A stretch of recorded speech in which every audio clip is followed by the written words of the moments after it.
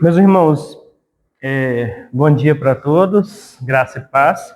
Vamos iniciar a nossa aula. Eu vou estar orando e nós vamos estar iniciando. Vou abordar 3 temas hoje, tá? São temas bem comuns, até que o último tema não é tão comum, mas não é tão comum assim, né? Mas os irmãos vão estar bem familiarizados porque são temas que nós constantemente falamos e abordamos aqui na nossa igreja, seja em cultos, seja em pregações, seja até em aulas mesmo, já foram abordados esses temas, então vai ser bem comum. O primeiro tema que a gente vai abordar hoje é a transmissão da palavra, revelação, inspiração, iluminação, como que a palavra foi, o processo de transmissão da Escritura. O segundo tema é a teologia própria, a natureza de Deus. E o terceiro tema é a Trindade e os atributos divinos, tudo dentro do mesmo tema, tá? Vamos orar e aí nós iniciamos a abordar esses temas. Deus, graças te damos, Pai, por seu Filho Jesus Cristo e pelo Espírito Santo, que são o Deus que cremos e que é Criador, sustentador e doador de toda a vida e criador de tudo aquilo que existe, quer material, quer imaterial. E tudo o que existe é derivado do poder do Senhor, utiliza do poder do Senhor, cativa o poder do Senhor, e sem o poder do Senhor nada pode fazer, nem ao menos existir. Então, Pai, nós louvamos o seu santo nome e imploramos o teu cuidado, o teu amor para conosco, ao nos ensinar aquilo que o Senhor deseja para nós, a respeito de quem o Senhor é e de como viver uma vida na tua presença. Imploramos esse cuidado, imploramos esse amor demonstrado em nome de Jesus. Amém. Irmãos, processo de transmissão. Qual que é o processo de transmissão da palavra de Deus?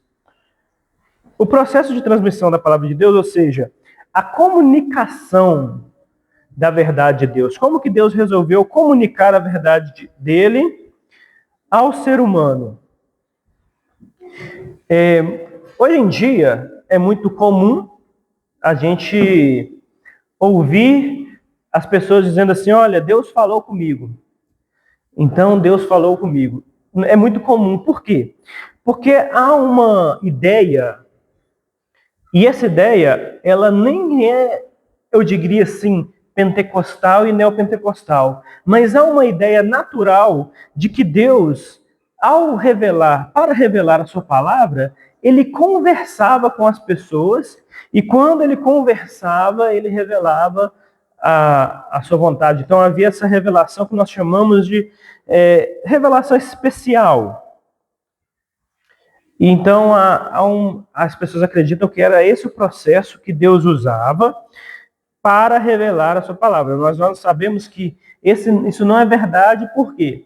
Porque nós não podemos conhecer o todo por parte. Ou seja, não é porque existe uma parte ou algo que é feito que revela o todo. Então, a revelação especial, que ela não é uma revelação simplesmente direta, ou seja, um anjo, ou Deus, ou um sonho, ela é parte, tá? Nós temos outras partes da revelação de Deus. Por quê? Eu vou falar sobre isso. Então, temos essas duas grandes partes que envolvem a revelação. A comunicação da verdade de Deus, ela é um processo complexo, muito complexo. Envolve 3 coisas: revelação, inspiração e iluminação. Então, ou seja, não é apenas a comunicação da verdade, não é apenas a carta, a mensagem de texto, o WhatsApp, o vídeo, não é apenas a informação. É tudo que engloba a comunicação da verdade. Nós vamos ver isso aqui hoje. Então, a comunicação da verdade de Deus, que é um Deus infinito, a uma mente humana finita, vai operar nessas três grandes etapas estritas, né? Revelação, inspiração e iluminação. E na revelação nós temos duas, que são revelação geral e revelação específica, ou melhor, revelação especial. Na revelação geral é o seguinte: a revelação geral é a manifestação universal de Deus através da criação e da consciência humana, que torna o homem desculpável, mas não salva. Alguns irmãos aqui já depararam com algum texto bíblico ou lembram de algum texto bíblico que mostra a revelação geral? Eu tenho aqui os dois clássicos aqui. Alguém lembra de algum texto bíblico que fala sobre a revelação geral?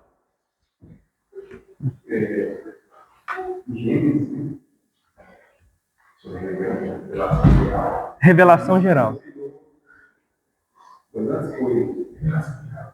Isso, a revelação geral de Deus, que é a comunicação da verdade. A comunicação da verdade, como eu disse, pode ser no Antigo ou no Novo, algum texto ou versículo que demonstra a revelação geral de Deus. Que é a revelação, vou ler de novo, a revelação geral de Deus é a manifestação universal a todas as criaturas, a tudo, e que revela Deus através da criação, da consciência humana, e isso torna o homem indesculpável, mas não salva. No livro de Jó, quando Deus revelou a Jó. Então, quando Deus se revela, essa é a revelação especial. Quando Deus se demonstra pessoalmente a um indivíduo, é especial. Geral é a revelação que ele faz para toda a humanidade. Todo mundo pode ver. Isso, mas é o Salmo 19, 1. Isso. Isso daí essa daí seria especial, porque o Verbo se fez carne e habitou entre nós, é João revelando uma verdade escondida. Ela é uma verdade escondida e ele está ensinando essa verdade. Vamos lá, vamos ao primeiro, revelação geral. O irmão Michael falou, Salmo 19, versículo 1. Os céus proclamam a glória de Deus e o firmamento anuncia as obras de suas mãos. Então, o texto bíblico está expondo a revelação geral. Ele está dizendo, olha, quando você olha para os céus, para todas as coisas, por que céus e firmamento? Alguém sabe, alguém já ouviu falar sobre isso? Na Bíblia quando a gente vai estudar interpretação da Bíblia, interpretação bíblica, nós percebemos que os autores bíblicos, eles utilizam um tipo de figura de linguagem, que é quando eles querem revelar um todo. Aí eles falam, por exemplo, céu e terra, alfa e ômega. O que significa alfa e ômega? Significa a primeira letra e a última letra do alfabeto, que está dizendo que é todo o alfabeto. Céus e terra, quando fala no céu e na terra, significa que são todas as coisas. É uma figura de linguagem para expressar uma totalidade. Então, quando o Salmo 19 diz, os céus proclamam a glória de Deus e o firmamento anuncia a obra de suas mãos, ele está usando poesia para dizer que todas as coisas que você vê revelam que necessariamente existe um Deus. Os céus proclamam a glória de Deus. E o firmamento, céus e terra, anunciam as obras de suas mãos. Então aqui nós temos um texto que o irmão Michael nos trouxe, que mostra que Deus, de maneira geral, a todo ser humano, se revelou. Todo ser humano, ao contemplar os céus e a terra, ele está encontrando evidências da existência divina. Alguém pode me dar um exemplo de de por quê? Porque isso é verdade? Não é um exemplo bíblico, mas a opinião dos irmãos assim. Por que os irmãos acham que os céus, ou seja, todas as coisas que existem, os céus e a terra, proclamam a glória de Deus, mostram e revelam Deus?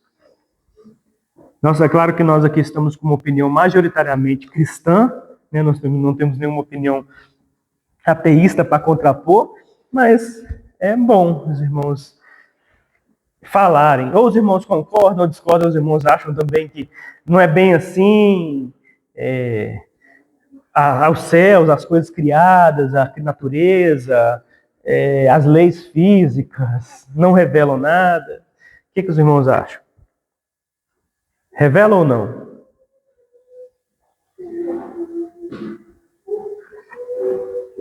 Sim, não? Eu acredito que revela assim, não só falar, a gente está aqui, pessoas cristãs, então quase que suspeitos. Aham. A fé, o Espírito também nos leva a falar isso mais amor. Mas eu acredito que revela assim, porque existe uma ordem extraordinária em tudo e eu vejo que até pessoas que não são cristãs, mas cientistas que estudam as galáxias, estudam diversas outras realidades, mostram, eles chegam a uma conclusão baseada nisso, nós é tão ordenado tudo que parece impossível um Deus supremo, um Criador. Uhum. É lógico que eles não dão nome a diversos países que criam outros deuses, vai dar, não é isso, mas para nós, eu acho que Deus e sua palavra já se mostram tão ordenados que eu vejo essa ordem de Deus na criação. Consigo enxergar essa ordem de Deus na criação. Até as plantas que vegetam, mas são vivas. Então eu acredito que é uma assim. Então, o que o irmão Reinaldo nos trouxe é o seguinte, ele está expondo que é visível, é claramente visível, por causa das coisas que você vê, da forma como que elas estão presentes ali, como que elas interagem entre si, você consegue ver que existe um produtor, ou melhor, um criador, que é esse o nome mais seguro, para essas coisas.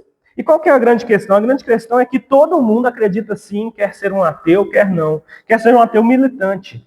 Ele acredita que existe um criador para as coisas criadas. Por que ele acredita assim? Porque todas as coisas criadas, elas cientificamente falando, eu não vou entrar nessa área que eu gosto tanto, mas só para poder dar um exemplo. Todas essas coisas que são criadas necessariamente precisam de várias substâncias ou vários elementos químicos para existir. Ar. O ar é o oxigênio, elemento químico. Água. A água é um elemento químico. H2O. É a junção de dois elementos químicos. E aí entra a grande questão. Esses elementos químicos, eles estão lá. Eles foram unidos. Então, o cientista, quer ele seja ateu ou não, ele acredita que os elementos químicos estão criando algo real e físico. Por exemplo, o elemento químico oxigênio misturado com hidrogênio criou água. Então, quer eles admitam ou não, eles percebem que existe uma ordem criacional em todas as coisas. Isso nós estamos falando de água. Muita gente acredita que água parece uma coisa simples. Por que parece simples? Porque é natural. Porque quando você olha para um celular, tem um celular me filmando, tem um celular aqui na minha mão. Se você encontrasse um desse no meio do deserto, você está andando no deserto, você tromba com um desse, você fala, ixi, alguém perdeu um celular. Você nunca diria assim, olha, a natureza uniu as peças e criou um aparelho celular funcional. Ninguém pensa assim. Porque as pessoas, quando olham para o celular, elas sabem que existe um criador de celular. Dependendo do jeito que você olhar, por exemplo, se você olhar para o celular ali do William, no meu celular aqui, você vê até quem criou. A Motorola, a empresa que criou. A Samsung, iPhone, né, a Apple. Então você sabe até quem criou pelo formato. Por que você nunca diz que um celular, um aparelho celular, ou uma roupa, uma camisa, que você encontra lá na floresta, não diz assim, essa coisa que a natureza fez ou surgiu? Porque você vê as complexidades naturais e você diz, olha, alguém criou. Agora olha para a água. Parece até meio antinatural, porque a gente é comum acreditar que a água parece uma coisa que existe. A água foi criada. Visivelmente ela foi criada. Ela tem uma utilidade específica. Ela tem proporções específicas. Tá, agora olha para você. Olha o seu corpo. Você tem aparelho cardiovascular, você tem um sistema nervoso central, cérebro, você tem músculos, ossos, você tem várias coisas em você que provam que aquilo ali tem um design ali. Se você não acredita assim, infelizmente você não está olhando para as regras científicas, porque as regras científicas elas dizem que você deve observar as coisas para criar as teorias e não criar uma teoria a partir da teoria observar as coisas. Você observa primeiro e a partir da observação você cria a teoria. Mas a ciência hoje em dia ela faz o quê? Tem a teoria e a partir da teoria ela quer enxergar as coisas, né? Esse que é um grande problema, né? Mas enfim, nós falamos de criação aqui agora. Nós falamos de coisas materiais, né? Mas Romanos 1:20, ainda na revelação geral, diz assim: porque os atributos invisíveis de Deus, agora nós estamos falando da criação, estamos falando, o Romanos 1:20 está falando a respeito da pessoa divina. Os atributos invisíveis de Deus, assim o seu eterno poder, como também a sua própria divindade, claramente se reconhecem desde o princípio do mundo, sendo percebidos por meio das coisas que foram criadas. Tais homens são, por isso, indesculpáveis. E do que o nosso amado apóstolo Paulo, do qual eu já abordei aqui também, fala? Ele está falando a respeito dos atributos divinos. Quais são os atributos divinos? Nós vamos ver eles hoje, mas eu vou citar alguns aqui. A moral, amor, justiça, são atributos divinos, comunicados a nós. Então, do que nós estamos falando? Primeiro nós falamos de coisas materiais, agora nós estamos falando de ordem, um outro tipo de ordem que, filosoficamente falando, é impossível ser gerado por um ser humano. Justiça, equidade, balança de moral, isso o ser humano não pode gerar. Só voltando um pouco o iniciativo do e esse dia para trás, a gente estava falando sobre quando foi mais atributos, né? O atributo da ordem de Deus, quando que a gente percebe que a organização na sociedade, ela evolui as coisas, né? Por exemplo, uma vez aqui tem um padrão organizacional, onde a gente tem um padrão de organização das casas, na rotina dos filhos. Você vê que as coisas vão para frente e assim, quando a gente olha para todas as coisas pegadas por Deus, principalmente o ser humano, tem mais segurança dele, a gente fala, nossa, quanto é perfeito, né? Enquanto o povo se adapta ao tempo, a uma dieta, né, que a gente está colocando, é magnífico, é magnífico. Pois é, uma das leis que eu mais amo é a lei da entropia. Ela diz que tudo passa de um estado organizado para um estado desorganizado. O ser humano nasce, aí um bebê nasce, aí ele se torna uma criança, um adolescente, um adulto, e depois ele começa a envelhecer e no final da vida significa o quê? Ele vai morrer. Ele saiu no estado organizado para a morte, que é o estado final de desorganização, né? Eu digo do corpo. Todo ser humano vai passar por isso, todo ser humano. Apesar de ser o rei, a morte ser o rei dos horrores, né? Todo ser humano sabe que vai morrer, ele sabe que sua família, entes queridos, pai, mãe, filhos, tem a possibilidade de morrer, porque tudo que vive morre, né? Mas ainda assim, quando morre, o que acontece? Nós nos despedaçamos, desesperamos, ficamos tristes. Acaba conosco qualquer morte de ente querido. Por quê?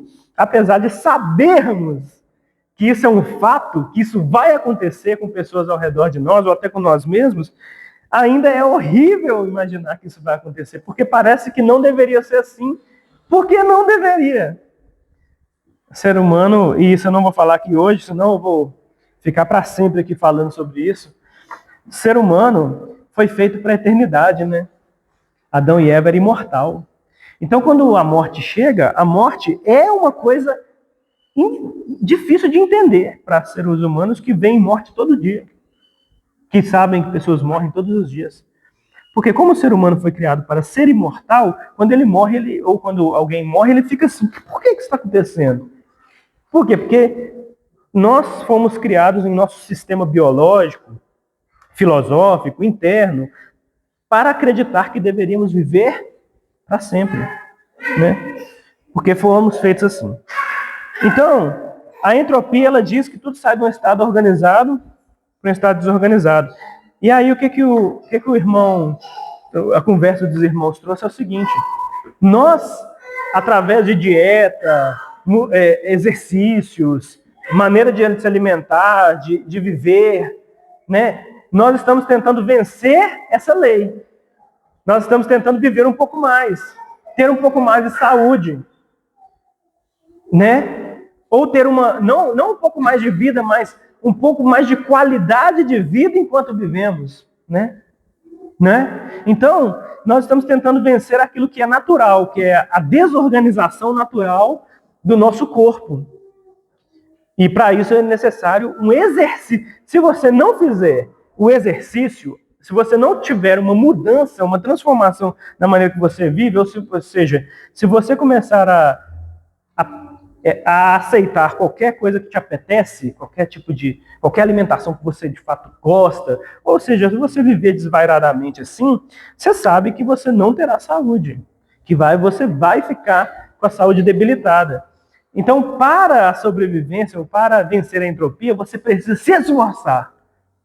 Se esforçar. Estamos tentando vencer um estado, uma lei natural das coisas, e assim é Deus, né? Até porque nos mandamentos, né, uma casa, quando você não cuida da sua saúde, eu acho que você acaba perdendo esse mandamento. Né? Sim. Então você não está atacando o seu corpo. Sim. Dessa forma. Assim. Então, quando você vê, o mandamento está estritamente linkado a um atributo de Deus comunicado, que é o atributo dessa tentativa de vencer a entropia. E revela Deus. Revela Deus dessa maneira. Então, ou seja, é uma das coisas uma das leis físicas que eu mais gosto. E no final das contas, ela está nos chamando a atenção a perceber que há um exercício enorme do ser humano para vencer a entropia. O ser humano, ele cria diversas coisas para vencer a morte, para vencer a destruição local, né? Para controlar a natureza. Se você deixar a natureza, por exemplo, se em Igarapé ninguém capinar as ruas, podar as árvores, se ninguém fizer esse exercício de limpeza da natureza, o que vai acontecer daqui a 10 anos em Igarapé? Ali na praça, se você for na Praça São Miguel ali vai estar cheio aquela grama vai crescer, e vai crescer mato naquela grama, e árvores que não estavam ali vão surgir, e aquelas árvores vão crescer mais, e o mato, né, ele tem uma capacidade muito grande de romper concreto, né? E então, daqui a 10 anos, aquela praça ali é o quê? Ela virou quase como uma floresta sozinha. Então, o ser humano precisa vencer até a natureza, porque a natureza está te trazendo um estado desorganizado para aquilo que o ser humano considera ali organizado, né? A praça ali a gente considera organizada daquela maneira, certo? Então, essa luta. E isso nós vemos Deus. Por quê? Nessa lei nós vemos Deus. Porque a lei natural, ela diz que as coisas iniciaram num estado organizado. E agora elas estão desorganizadas.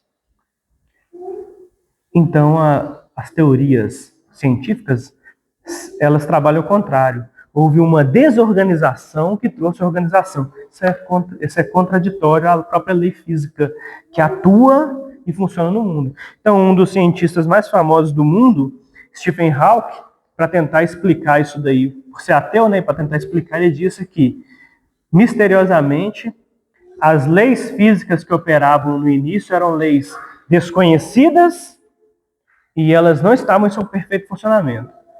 O que ele quis dizer com isso? As leis que operaram na construção do nosso mundo, já que não havia Deus, elas eram desconhecidas e elas não estavam funcionando e operando da maneira que elas deveriam operar. Isso é um milagre. Se a lei física, se a gravidade ordena que caia e a coisa flutua, é milagre. Porque, naturalmente, um homem não pode andar sobre as águas. Ele está flutuando sobre as águas. Milagre. Naturalmente, o mar não se abre e surge terra seca e você passa com 2 paredes de água. Isso é milagre. Aí, o que a gente diz, cientificamente? Leis físicas desconhecidas ali. As leis físicas não estão sendo aplicadas ali. É isso que Stephen Hawking disse sobre a criação do universo. Ele diz, olha, no momento do Big Bang, pelas leis que conhecemos atualmente, elas eram desconhecidas. Ele só está dizendo, com outras palavras mais científicas, que aconteceu um milagre ali. E por causa do milagre existe o universo. É o maior cientista na área de cosmogonia, apesar de haver outros. É o mais respeitado, né? Ele não consegue ver Deus, mas ele sabe que houve um milagre ali. Então isso é visível. Até um cientista vai ter que, diante de Deus, ele disse isso para seres humanos, mas diante de Deus ele vai ter que se explicar, ou já teve, né? Que se explicar. Porque ele pensou, ele refletiu, ele olhou para o universo, olhou para o mundo ao redor dele e falou, isso não faz sentido. Então ele vai ter que se explicar. Diz que antes da queda, tudo era bem organizado, quando o pecado começa a organização. E eu acho que até pegando a palavra que teve com ela, uma das gravações que apareceu, ele fala que a maior luta do cristão é essa, quando o pecado não ceder ao pecado. Uhum. Então, é essa tentativa de se organizar internamente. Basicamente isso. A vida do mundo é uma vida desorganizada, é uma vida desgraçada. Pois é, no final das contas, o que parece é o seguinte. O que parece é que o cristão está desorganizado. Por quê? Nesse caso, Jesus disse assim, aquele que quiser ser o maior, que sirva, né? Aquele que quiser ser o maior, que sirva, ou os primeiros serão os últimos. Essas coisas, elas não fazem sentido no mundo. Elas não fazem nenhum sentido. Olha, quem quiser ser maior, ele tem que procurar ser maior. Isso faz sentido. Não faz sentido o homem que quiser ser o maior, ele deve ser o menor. O que quiser ter maior destaque deve desaparecer. Né? Por quê? Porque o princípio organizacional do mundo que a gente vive, ele está ao contrário. Mas ele dita as regras do que é certo. Então, no mundo que a gente vive, atualmente, desde a queda, o pecado dita as regras sobre o mundo. Dita as regras, é claro que no sentido de que ele organizou as coisas, da maneira que o pecado acredita que as coisas devem ser. Né? Então, no final das contas, todo ser humano que quer viver uma vida de acordo com o Evangelho, de acordo com a santidade exigida, ele vai se desorganizar com o mundo, naturalmente. É desorganização com o mundo. Você vai sofrer certas consequências, eu estava conversando com a dona Wanda aqui mais cedo, de perseguições que nem são perseguições, assim, aquelas perseguições que a gente imagina, né? Homens querendo cortar as nossas cabeças, ou querendo nos prender. Não, você vai enfrentar perseguições porque o mundo que está organizado dessa maneira, você está contra esse mundo. Então, ou seja, o estado atual das coisas, por causa do pecado, organizou o mundo de uma maneira que, ao ler a Bíblia, é estranho. Na verdade, naturalmente, para nós é estranho, né? Assim como uma dieta para manter o corpo físico em dia, bem, saudável, é estranha, porque me parece que é mais prazeroso, e comer muito açúcar. É muito mais prazeroso beber bastante refrigerante. E parece que deveria ser assim, não deveria? A gente não deveria fazer bem aquilo que agrada ao paladar, mas não é. Né? Não deveria fazer bem aquilo que nos faz repousar, ao invés daquilo que nos faz andar com uma dinâmica maior, ou esforçar o corpo. O corpo não é estranho que o corpo precise se machucar, né, para crescer e para fortalecer. Isso é tudo estranho. Mas é por quê? Porque a forma organizacional do pecado que organizou o mundo que a gente vive, ela de fato ela organizou o mundo de uma maneira que as coisas que são as revelações de Deus, ou aquilo que é a busca pela santidade real, é contrário. Então, quando você se organizar com Deus, e ao se organizar com Deus, naturalmente você vai se desorganizar com o mundo e com as coisas que existem ao redor de você, que são ditadas pelo mundo. Alguém tem algum comentário em relação a isso? Eu vou avançar para a gente poder encerrar essa primeira parte. Então, revelação geral, como eu disse, é essa revelação na qual você vê todas as coisas ao redor de você, coisas materiais, como eu disse, conforme o Salmo 19, 1 diz, coisas materiais, física, matéria, física, coisas visíveis. E conforme Romanos 1:20, coisas filosóficas. E, no final das contas, espirituais, que é moral, justiça, santidade, tudo isso que habita dentro de nós, os sistemas morais que regem o ser humano são divinos, e as coisas que existem, elas claramente são criadas e têm um design. Então, os céus proclamam a glória de Deus e o firmamento anuncia as obras de suas mãos. Como eu disse, isso eu acho que o nome é metomínia, céu e terra, alfa e ômega, ou seja, tudo que existe. Ele está englobando todas as coisas. Todas as coisas que não são Deus foram criadas por Deus. E essa é a revelação geral. Na revelação especial, a revelação especial é a manifestação direta e proposital e proporcional de Deus na história, culminando em Cristo e o registro bíblico. Tá? Então, toda a revelação especial, ela é uma revelação no qual Deus se revela para indivíduos, de maneira que os indivíduos sabem com certeza que é Deus se revelando a eles, sem dúvida nenhuma, e culmina no registro bíblico. Hebreus 1 e 2. Havendo Deus outrora falado muitas vezes e de muitas maneiras aos pais pelos profetas, nesses últimos dias nos falou pelo Filho. Ponto final. Então, ou seja, toda revelação especial foi uma manifestação direta de Deus a pessoas, de maneira que as pessoas falam, então qual que é a maneira certa? É no sonho? É o anjo vindo? Qual que é a maneira correta de Deus se revelar? Então, a maneira correta de Deus se revelar outrora, significa antes do acontecimento atual, a maneira outrora era diversas. Só que, então como que eu sei que Deus está falando comigo? Todos aqueles com que Deus falou sabiam, porque Deus proporcionou a eles saberem que era Deus falando. Indubitavelmente. Deus agiu assim pelo seu poder. Então, ou seja, quando era para um sonho, foi revelado por sonho. Eles sabiam que foi revelado por sonho e Deus proporcionou que isso fosse escrito nas Escrituras. Tá? Então, todas as vezes que alguém recebeu uma revelação de Deus, ele soube que era de Deus e não houve dúvida nenhuma, porque Deus operou o seu poder para que assim acontecesse.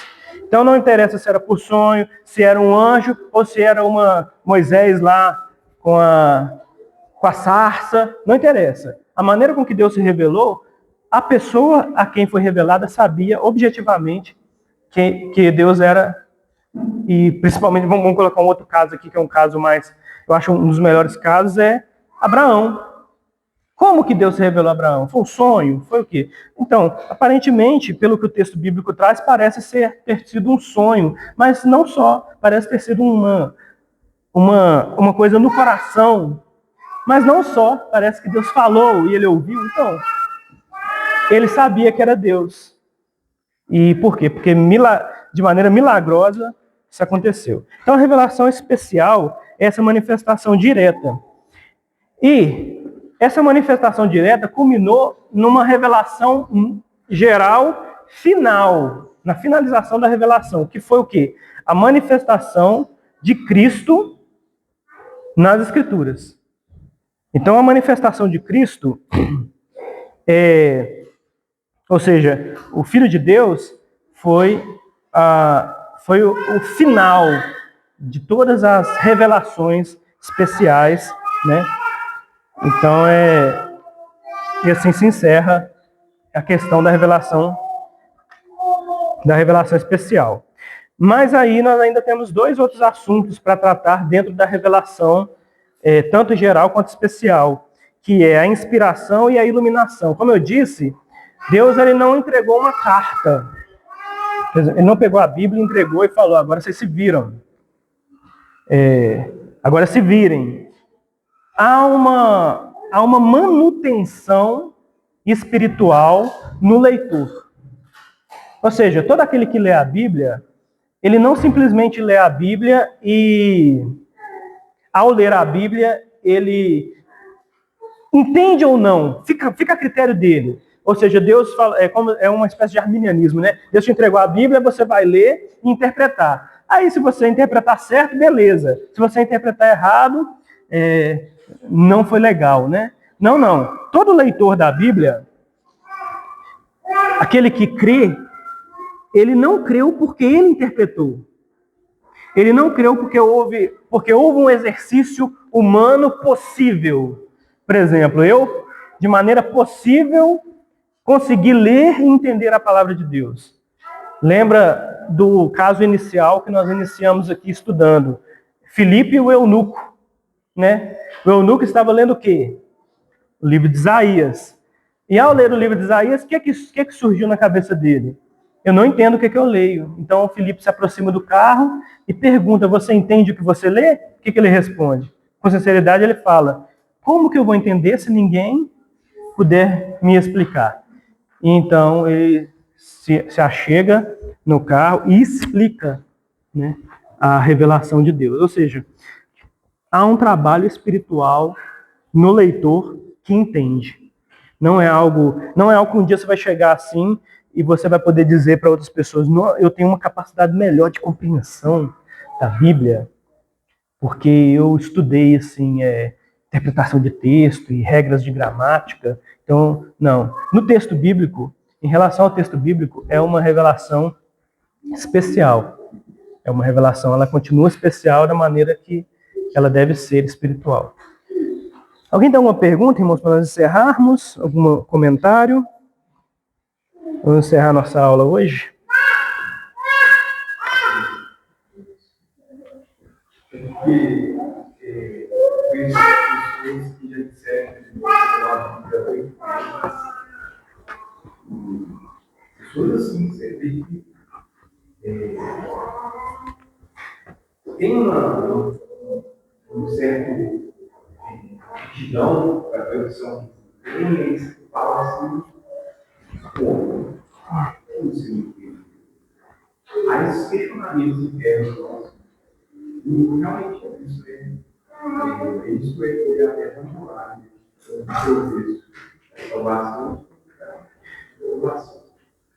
Sim, existe. Nós, quando evangelizamos, nós temos que fazer esse exercício de esvaziamento do nosso ego, assim. Porque, olha só, como você disse, tem pessoas que leram a Bíblia, de fato, muitas vezes e nunca conseguiram entender. Não é que não entenderam, não é que eles não entenderam que está escrito aqui. Não é que eles não entenderam que Jesus Cristo é o Senhor. Não é que eles não entenderam que Jesus Cristo é Deus. Não é que eles não entenderam as doutrinas corretas, predestinação, santificação. Não é isso. Eles não conseguem acreditar e aceitar isso como uma verdade.